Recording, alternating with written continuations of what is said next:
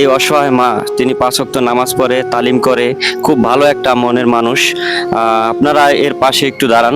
আসসালামু আলাইকুম আন্টি, আপনি কেমন আছেন? ভালো আছি আব্বা, তুমি তো ভালো আছো? আলহামদুলিল্লাহ, আমি ভালো আছি। তো আপনি তো আমাদের বহরমপুর ইউনিয়নের বিভিন্ন বাড়িতে গিয়ে তালিম করেন। তো এই তালিম করার পর আপনি যে বাসায় যান, তখন আপনার যে খাওয়া দাওয়া A to Z আপনি কিভাবে কি করেন যদি একটু বলতেন। বাবা, কষ্টের আমার কোনো শেষ নাই। আমার কেউ নাই, আমার স্বামী অসহায় পরিয়েছে ওগুলাই। হ্যাঁ, আমার একটা ছেলে পৌষ মাসে মারা গেছে। আমার একটা মাই আছে, হে প্রতিবন্ধী, ওই কানে শুনেই না। আমার বহুত কষ্ট বাবা। ও, তো আপনার স্বামী কি হয়ে মারা গেছিল? স্ট্রোক করছে। স্ট্রোক করে মারা গেছে। তো শুনছি একটা ছেলে আছে, তো ও কি করে? হেও মারা গেছে। ও আচ্ছা আচ্ছা। তো একটা মেয়ে আছে শুনলাম, তো ওর কি অবস্থা? ওর তো প্রতিবন্ধী, ও তো ওই কানে কম শুনে। বাবা ছেলে এখন একটু কথা বোঝে, কিন্তু আটটি মেলা কালার বলাইলো শুনে না। ও আচ্ছা, তো এখন এই যে আপনার এই থাকা খাওয়া খরচ, তারপর যে আপনি কিভাবে চলেন, কিভাবে খান যদি একটু বলতেন। বাবা, ওই যদি একটু তালিমে যাই, কেউ যদি একটু দেয় খাই, এখন ওরম আমি খাই, কিন্তু ঘরে গেলাম খাইতে না।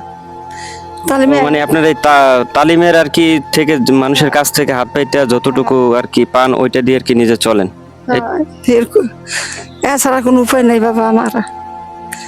আচ্ছা ঠিক আছে।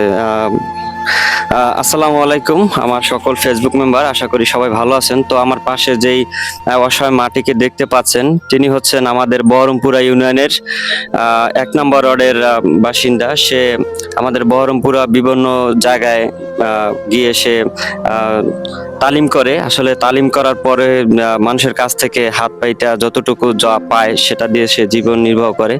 এখন এই রমজান মাস, এই রমজান মাসে তার থাকা খাওয়া, তারপর গিয়ে ইফতারি শিহরির নির্দিষ্ট কোনো বাসায় তার কিছুই নাই। মানে সে এতটাই অসহায়। সে এক কথায় বলা চলে যে আমাদের বহরমপুর ইউনিয়নের একটি উজ্জ্বল নক্ষত্র, কিন্তু তাকে আসলে দেখার মতো কেউ নেই। সে না খেয়ে রোজা থাকে, এবং কি যে শিহরিতে কি খায়, ইফতারিতে কি খায়, আসলে এগুলা দেখার মতো কেউ নেই। তো আমি সকল আমার ফেসবুক মেম্বারের কাছে আমার একটা অনুরোধ, সেটা এই অসহায় মা, তিনি 5 ওয়াক্ত নামাজ পড়ে, তালিম করে, খুব ভালো একটা মনের মানুষ।